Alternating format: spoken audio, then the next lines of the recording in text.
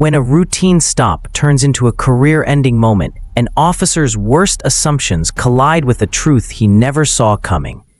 Because the man he's trying to intimidate, he's the one who decides if that officer keeps his badge.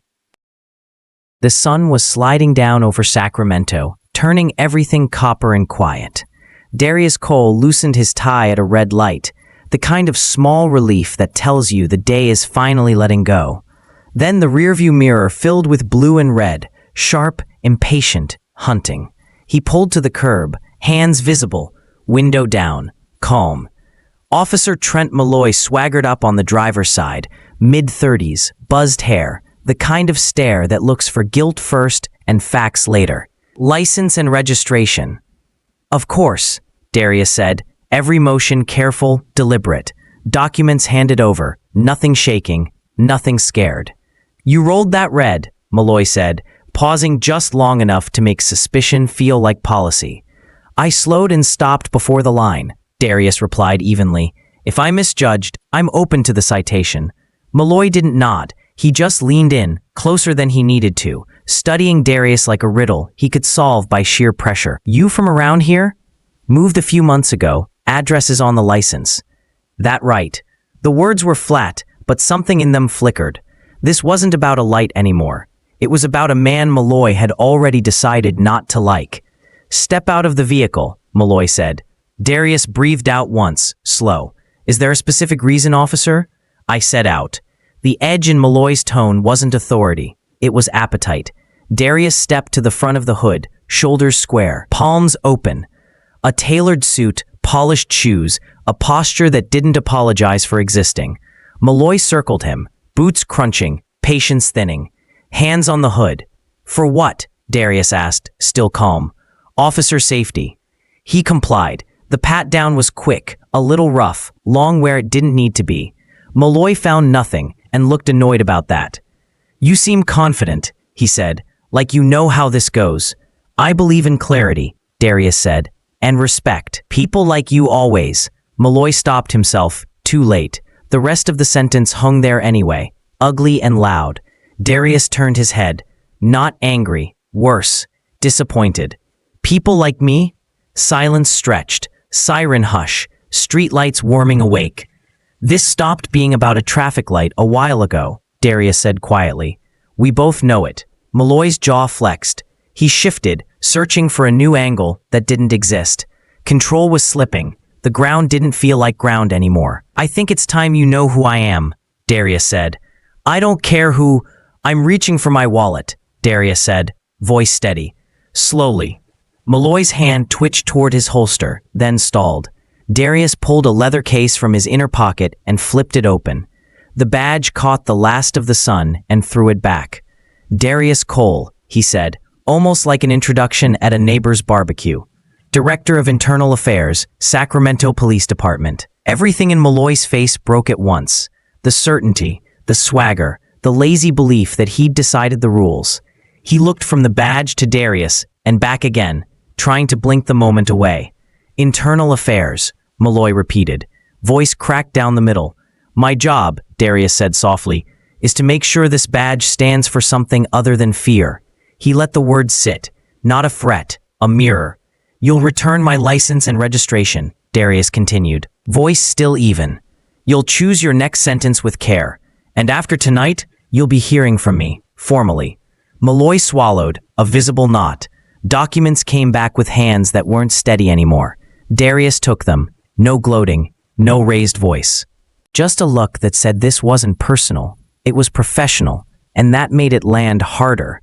He opened his car door and paused. Remember, Officer Malloy, he said without turning, a badge isn't armor, it's a vow.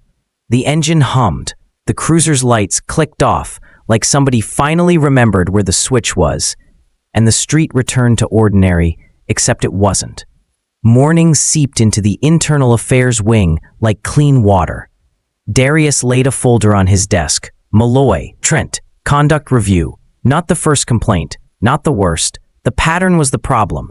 The tiny cuts nobody stitches because they don't bleed enough for headlines. Director Cole.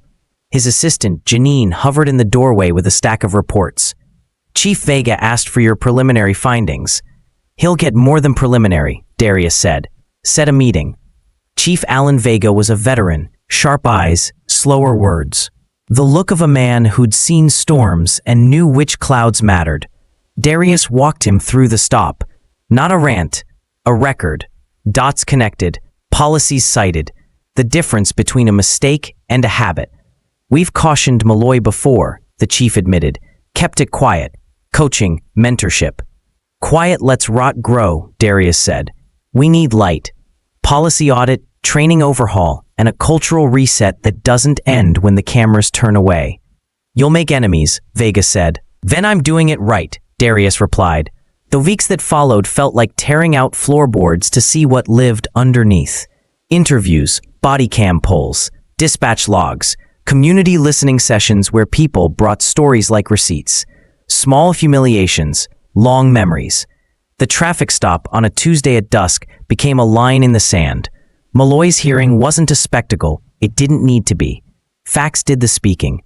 Patterns did the shouting. Darius asked precise questions that landed like weight. Malloy tried the old routes. Deflection, thin apologies, phrases that sounded coached and hollow. They collapsed under their own echo.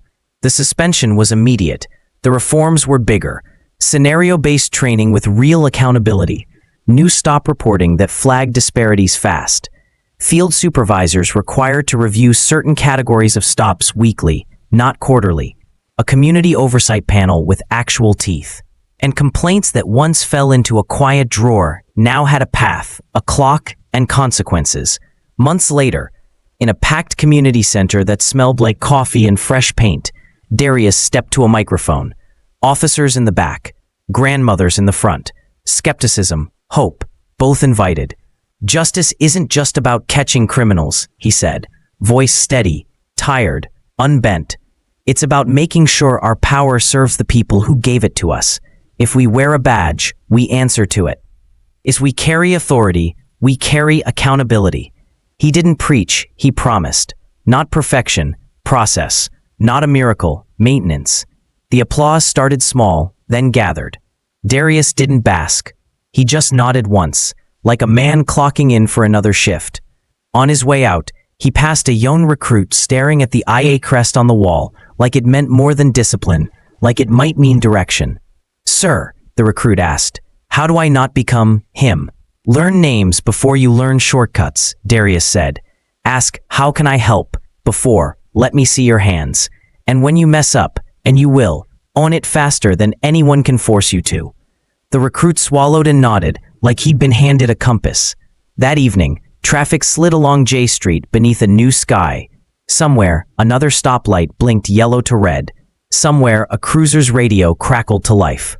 And somewhere, a promise waited to be kept. Back home, Darius set his badge on the table beside his keys, a small piece of metal that weighed as much as a city. He thought of a sunset, a stop, a sentence that almost escaped, and the truth that did. He thought of the line he'd set at the curb, and believed with his whole chest, a badge isn't armor. It's a vow, and vows are only real when you keep them.